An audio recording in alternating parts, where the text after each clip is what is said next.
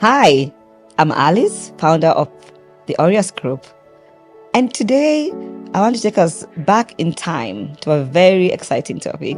And this episode is for those leaders who feel left behind and for those emerging leaders who are between starting point and somewhere in the middle level, who are wondering how to navigate the next forest of career choices. But before that, I'd like to take you back in time to my own corporate journey, where it all began.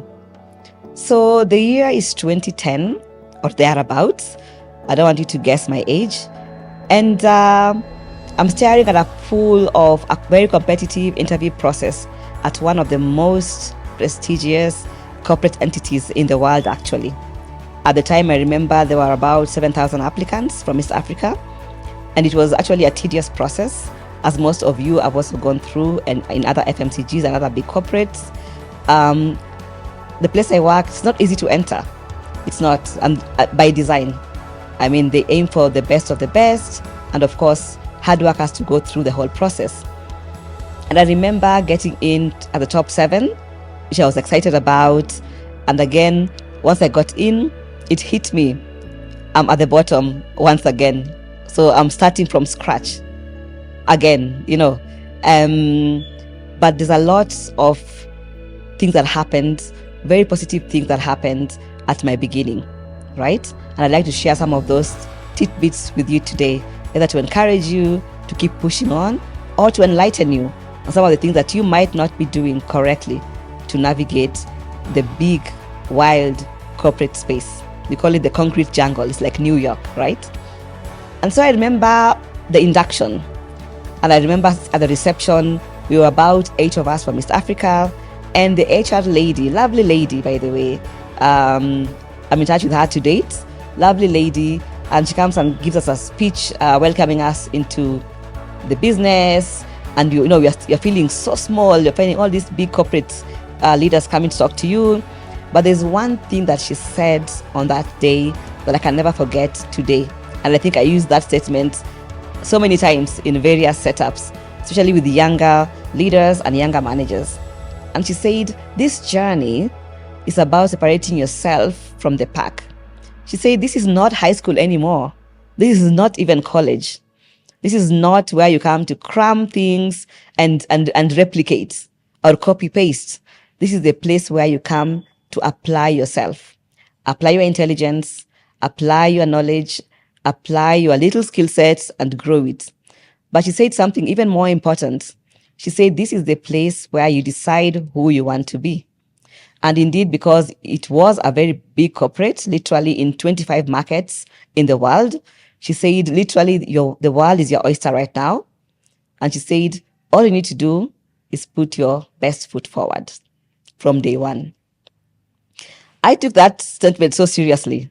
And I started asking around, what does that mean in this setup? Putting my best foot forward in this context. I don't know much. I lack skill sets. I've just come in from college. There's a lot, really. There's a lot, right? But I think the thing I did that was so critical as well, and the company did for us, was to map us to senior leaders across the organization. And that is where our roadmap and our career path started to unfold, because you are mapped to top leaders who had walked this journey before, many years before, and they were able to see us from the vantage point of eager, maybe too eager, young graduates with high potential, with great energy, and we had a lot to offer the business, not just for that time, but they had mapped us already for the long-term existence of the business.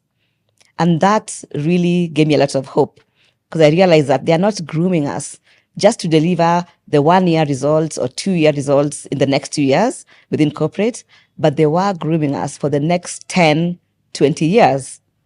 Lo and behold, I stayed there 16 years plus, and you can see how the long-term vision of this leadership cohort was. It was truly legacy building.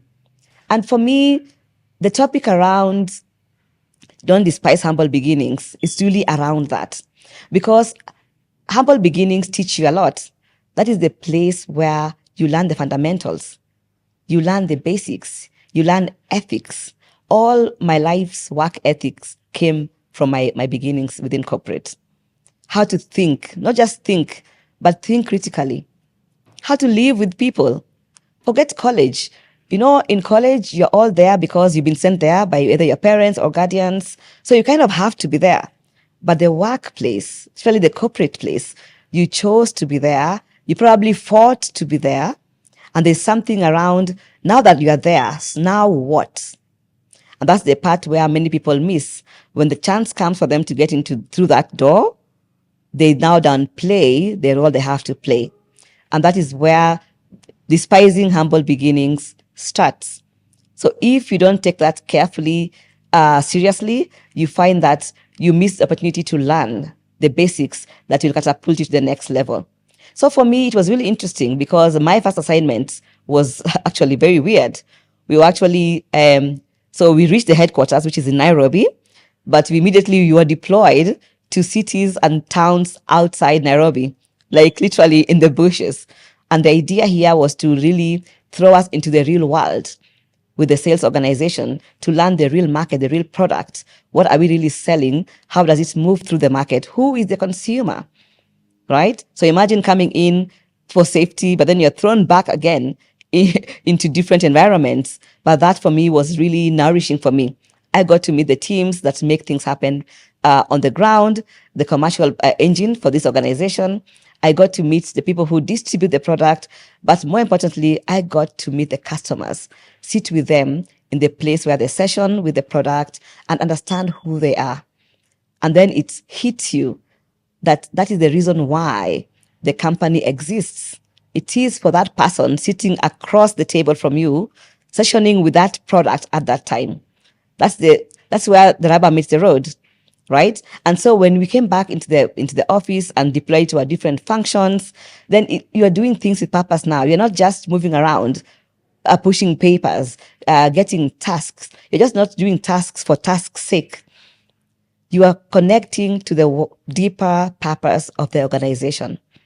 And I can tell you the first 3 years, there's a lot of donkey work. And I always tell the young people, you have to do the donkey work. Everybody does the donkey work at some point. But if you appreciate the donkey work, and I'm saying donkey work in quotes because it's not the most glamorous position at that time. You're the person on the ground, running around. You're the one fixing all the little messes. But that is where you're learning the most. If you don't take time to enjoy that season of your corporate life or in a big business, then you will not enjoy leading in the future because you will not appreciate the people who are doing the entry-level work then enough. That was one of my biggest lessons that I learned then. And so, of course, the first 3 years, as I mentioned, there's a lot of learning and intensity, but also there's a lot of assignments being given by these senior leaders. And what I observed in early life as well is that these tests were not just to expand your knowledge on the business and the industry, but they were testing you as a person. What kind of person are you? Do you follow through? Do you get bored in between and abandon tasks and assignments? Do you follow through to the next level? And I remember one of the mentors, he was a British mentor and a technical leader who was assigned to Nairobi from the UK. And everybody knew him that if he gives you an assignment and you don't finish it, he stops mentoring you right there and then. Because, you're not paying him to do it. He's volunteering to do this and you can't commit to the journey. He will simply drop you off and pick those that are ready to be helped and supported. And learning that very quickly, I made sure I always brought my A game and always accomplished all my assignments given to me, especially by him. And I remember one time he just woke up and literally yanked me from one department to his department with no notice to my boss and gave me a very big project that touched on Africa supply chain. And that is because of the belief he saw and to encourage me to keep pushing, but also for me to be seen by other African leaders who are part of his group in terms of leading in steering the future of Africa. And you can see that the trust that was given to me encouraged me to do more for the organization. And as I did that, I grew. And when it was time for me to step out of Kenya, East Africa, and got to the UK, it was, again, for me, it was not difficult because the trust that had come in and built in across leaders, because leaders talk across continents. They know their talents. They know their strong talents. They know their weak talents. They know their troublemakers. They know their future makers.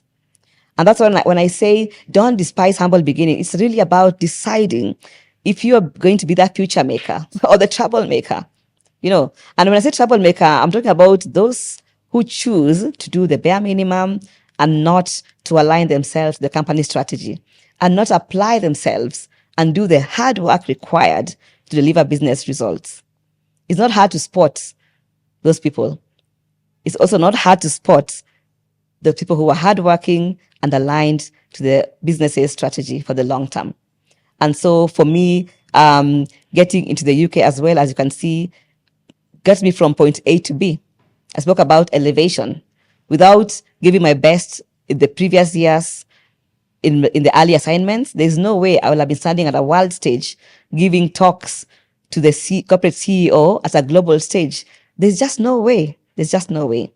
So each time I think of the milestones I've achieved in corporate, it's linked very closely to the commitment I delivered in the previous stepping stone. The reason why humble beginnings feel uncomfortable, I understand. It's because, you don't know much. You're not polished. You probably can't even communicate clearly at that point. You are so raw. You're like this rough diamond that needs a lot of polishing, right? But the beauty of the journey is you don't do it alone. Spoken about mentors across my journey, both in Africa and in the UK and even part of Europe. The journey is not yours alone.